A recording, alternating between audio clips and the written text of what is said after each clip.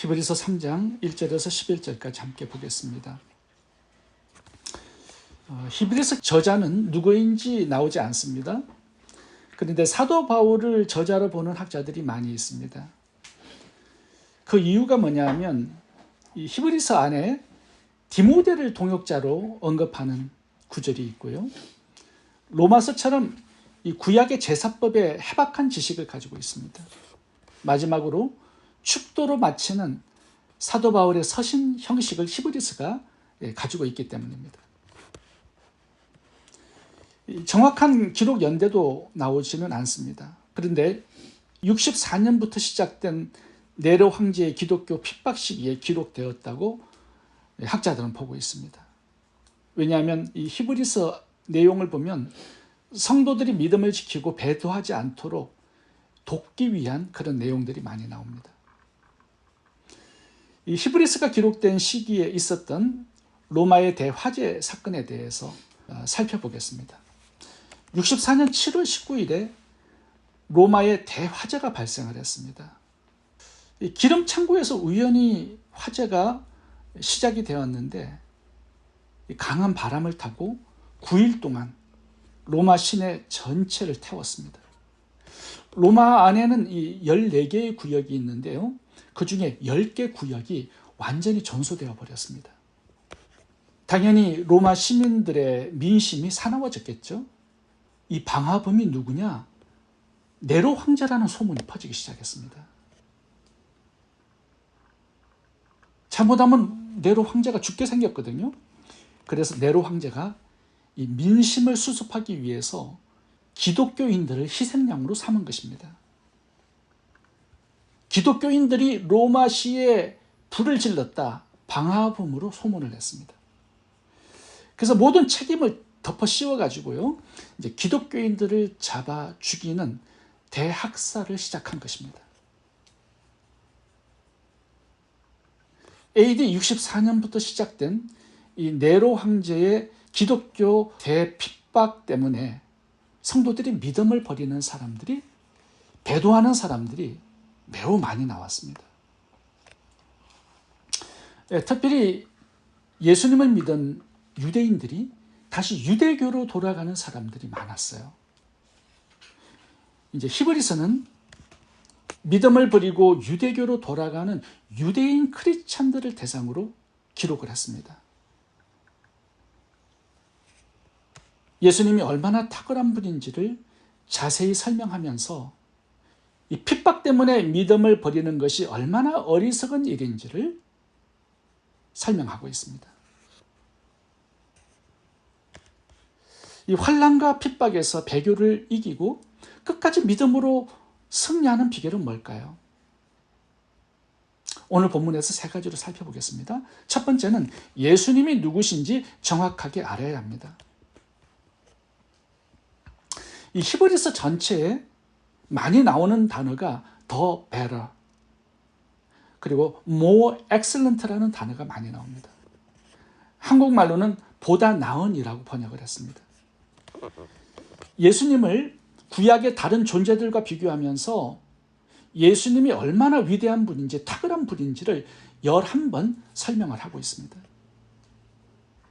1장에 보시면 예수님은 천사보다 뛰어나시고 위대하시다. 2장에서는 선지자보다, 대제사장보다 뛰어나시고 위대하시다. 더 베러라는 단어를 많이 썼습니다. 오늘 3장에 보면 예수님이 모세보다 more excellent 하시다 이렇게 나옵니다. 더 위대하고 뛰어나신 분이다 이렇게 말씀을 하고 있습니다. 그러면서 모세는 하나님의 집의 종이었지만 예수님은 하나님의 집의 아들이다 이렇게 말씀합니다. 이렇게 예수님을 구약의 다른 존재들과 비교하면서 예수님의 뛰어나심, 탁월하심, 영광스러움, 이런 부분들을 강조하는 이유가 뭘까요? 이 네로 황제의 핍박 때문에 성도들이 배교하지 않도록 예수님을 향한 그 믿음을 끝까지 지키고 승리할 수 있도록, 예수님이 누구신지 제대로 알아야 그 믿음을 붙들 수 있기 때문에 예수님의 탁월함, 위대함, 영광스러움을 히브리서 전체에 강조하고 있는 것입니다. 예수님이 누구신지 정확하게 아는 이 지식이 믿음에서 승리하는 비결이라는 거죠. 1절을 읽어보겠습니다. 그러므로 함께 하늘에 부르심을 받은 거룩한 형제들아, 우리가 믿는 도리의 사도시며 대제사장이신 예수를 깊이 생각하라. 예수님을 깊이 생각하고 묵상해야 된다는 거예요. 그래야 끝까지 믿음을 지키고 승리할 수 있다는 거죠. 예수님을 잊어버리고 놓치는 순간이 없어야 된다는 겁니다. 이제 히브리서 1장에 보면요, 예수님의 신성을 매우 강조합니다. 히브리서 2장에 보면 예수님의 인성과 죽음을 강조해요. 예수님의 죽음을 통해서 우리는 제사함을 받고 구원을 받았다라고 설명합니다. 그리고 3장에 보시면 예수님이 하나님께서 보내신 유일한 구원자 되신다라고 강조합니다. 이 예수님을 깊이 생각하고 묵상하라고 말씀하는 거죠. 우리가 신앙을 떠나고 믿음을 버리는 이유가 단 한 가지 있습니다. 예수님이 누구신지 모르기 때문이에요. 그분이 온 우주를 창조하신 하나님인지 모르기 때문이죠. 우리를 죄와 사망에서 구원하신 유일한 구원자 되심을 모르기 때문입니다. 예수님이 누구신지를 정확하게 알 때 우리는 여러 가지 시험과 환난, 핍박에서도 끝까지 믿음을 지키고 승리할 수 있습니다. 두 번째, 끝까지 믿음을 지키고 승리하기 위해서는 배도의 결과를 미리 생각해 보라고 말씀합니다. 그 예화가 나오는데 출애굽한 이스라엘 백성들입니다. 9절부터 읽어보겠습니다. 거기서 너희 열조가 나를 시험하여 정음하고 40년 동안 나의 행사를 보았느니라. 그러므로 내가 이 세대에 노하여 이르기를 그들이 항상 마음이 미혹되어 내 길을 알지 못하는도다 하였고, 내가 노하여 맹세한 바와 같이 그들은 내 안식에 들어오지 못하리라 하였느니라. 이스라엘 백성들이요, 출애굽을 했습니다.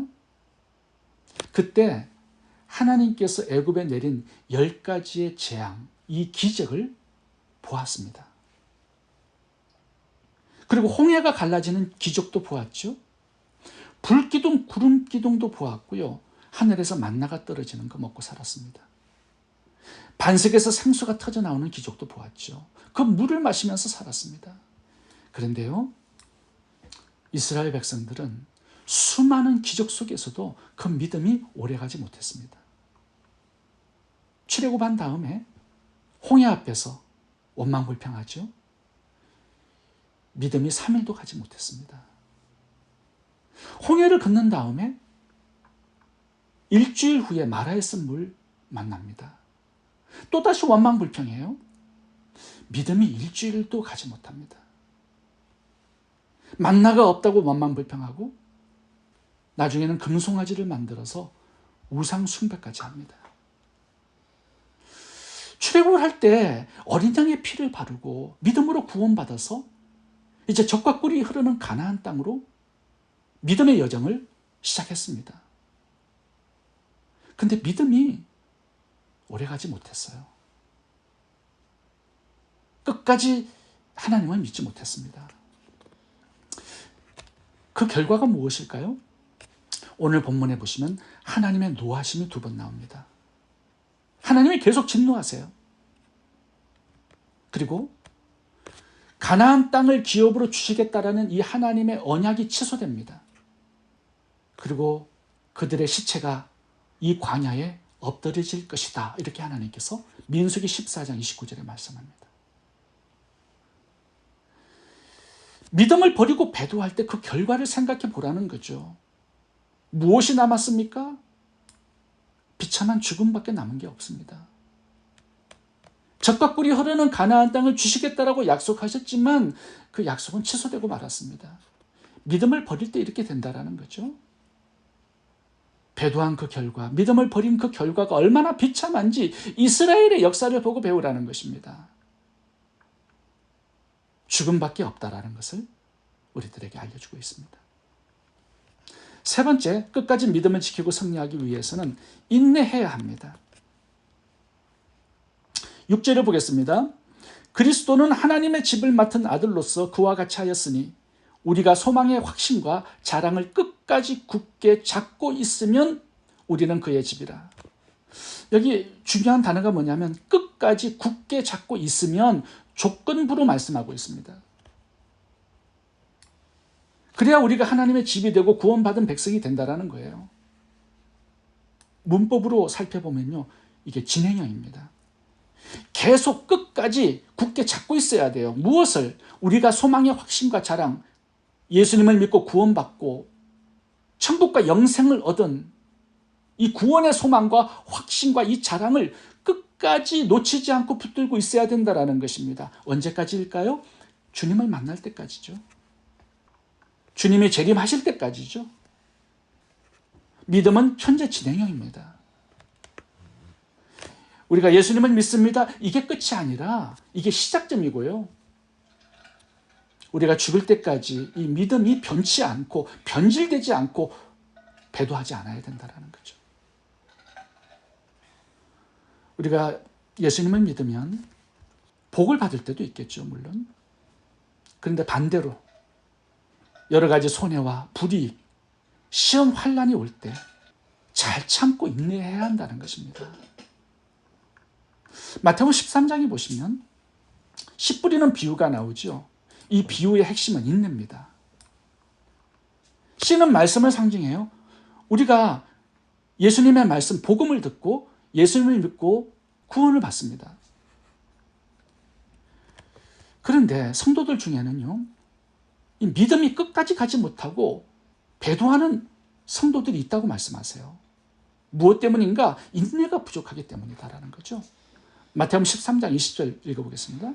돌밭에 뿌려졌다라는 것은 말씀을 듣고 즉시 기쁨으로 받되 그 속에 뿌리가 없어 잠시 견디다가, 오래 견디지 못해요. 잠시 견디다가 말씀으로 말미암아 환난이나 박해가 일어날 때 곧 넘어지는 자요. 믿음을 버린다라는 거죠. 끝까지 견뎌야 구원의 열매를 맺을 수 있는데 잠시 견뎌요. 믿음 때문에 환난이나 핍박이 일어날 때, 손해와 불이익을 당할 때 믿음을 버린다라는 거죠. 이 씨 뿌리는 자의 비유를 보면요, 끝까지 믿음을 지키고 구원의 열매를 얻는 성도들의 특징을 보면 인내를 잘한다라고 말씀합니다. 누가복음 8장 15절 읽겠습니다. 좋은 땅에 있다라는 것은 착하고 좋은 마음으로 말씀을 듣고 지키어 인내로 결실하는 자니라. 이 결실이 무엇을 조건으로 하고 있습니까? 이 말씀을 듣고 지키는데 인내로 결실을 하는 거예요. 인내로. 오래 참아야 열매를 맺는다라는 거죠. 나무도 그렇지 않습니까? 열매를 맺기 위해서는 여름에 땡볕도 견뎌야 되고요. 비바람, 폭풍우도 견뎌야 돼요. 그 인내의 결과가 바로 열매입니다. 누가복음 21장 19절 너희의 인내로 너희 영혼을 얻으리라. 형제들아, 주의 이름으로 말한 선지자들을 고난과 오래 참음의 본으로 삼으라. 보라, 인내하는 자를 우리가 복되다 하나니 너희가 욥의 인내를 들었고 주께서 주신 결말을 보았거니와 주는 가장 자비하시고 긍휼히 여기시는 이시니라. 야고보 5장 11절에 중요한 단어가 뭐냐 하면요, 복이라는 단어입니다. 이 복이 어디와 연결되어 있냐 하면 인내와 연결되어 있습니다. 인내. 복과 인내가 함께 나와요. 다시 말하면 믿음을 지키기 위해서 시험, 환난, 핍박, 고난을 참고 인내할 때 하나님께서 복을 주신다라는 거예요. 근데 그 복의 내용이 뭐냐 하면 하나님이 내 믿음을 지켜주신다라는 거죠. 내가 내 믿음을 지키는 게 아니라 하나님께서 복을 주셔서 내 믿음을 지켜주신다라는 거예요. 언제? 우리가 믿음을 끝까지 지키려고 인내할 때. 너무 힘들고 어려워요. 너무 고난이 깊어요. 그래서 믿음을 포기할 때는 하나님의 복이 임하지 않는다라는 겁니다. 하나님은 배신하는 자를 끝까지 책임지지는 않으세요. 너무 힘들고 어려워도 핍박이 심해도 예수 믿는 그 믿음을 지키기 위해서 끝까지 참고 인내하는 자를 하나님께서 붙들어 주시고 구원의 열매를 허락하시겠다라는 거죠. 출애굽한 이스라엘 백성들을 보면요, 1세대들은 믿음을 끝까지 붙들지 못했습니다. 배도했죠. 근데 그 배도의 배경을 보면요, 광야에 부족함이 많았기 때문이 아닙니다. 광야에 기적이 너무나 풍성했어요. 문제는 뭐냐? 인내가 부족했기 때문이에요. 출애굽해서 3일 후에 호멸을 만났어요. 적시원만불평합니다. 모세를 돌로 치려고 합니다. 애굽으로 돌아가자고 외칩니다. 인내를 찾아볼 수 있습니까? 오래 참음이라는 이 단어를 찾아볼 수 있습니까? 믿음이라는 단어를 찾아볼 수 없습니다. 지속적으로 물이 없어서 원망불평하고, 만나가 맛이 없다고 원망불평하고, 모세가 마음에 안 든다고 원망불평하고, 이 광야에는 불기둥 구름기둥도 있었고요, 만나가 떨어졌고요, 하나님께서 그들에게 필요한 모든 것들을 기적으로 공급하고 계셨습니다. 젖과 꿀이 흐르는 가나안 땅을 기업으로 주기 위해서 하나님이 함께 하셔서 그들과 동행하셨고요, 그들의 부족함도 신실하게 채워주셨습니다. 근데 이스라엘 백성들이 무엇이 문제였는가? 오래 참지를 못해요. 인내가 없어요. 이것 때문에 그들은 가나안 땅을 얻지 못한 것입니다. 우리들도 마찬가지예요. 우리가 예수님을 믿고 천국에 들어갈 때까지 인내해야 합니다. 믿음을 지키기 위해서 싸워야 합니다. 그렇게 견디고 인내하는 자에게 하나님은 함께 하셔서 복을 주시겠대요. 구원의 열매를 주시겠다라고 말씀하는 것입니다. 계시록에 보면은 앞으로 7년 대환란이 우리를 기다리고 있습니다. 앞으로 666표가 기다리고 있습니다. 예수를 믿는 이 믿음 때문에 성도들은 큰 환란을 당하게 될 것이라고 예언하고 있습니다. 결국 대환란을 이기고 주님의 책임을 복되게 만나는 성도들은 어떤 사람들일까요? 한 가지 조건이 있습니다. 그것이 인내입니다.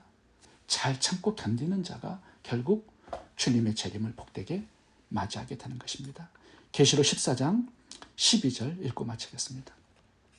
성도들의 인내가 여기 있나니 그들은 하나님의 계명과 예수에 대한 믿음을 지키는 자니라. 형제들아, 주께서 강림하시기까지 길이 참으라. 너희도 길이 참고 마음을 굳건하게 하라. 주의 강림이 가까우니라. 기도하겠습니다. 좋으신 하나님, 믿음 때문에 당하는 여러 가지 시험과 환난에 끝까지 믿음을 지키고 승리하도록 저희들을 지켜주시고 도와주시기를 원합니다. 예수님이 얼마나 위대하신 분인지를 정확히 알고 배도의 결과가 얼마나 비참한지를 깨닫고 끝까지 인내함으로 믿음에 승리하는 저희 모두가 되게 해 주옵소서. 예수님 이름으로 기도합니다. 아멘.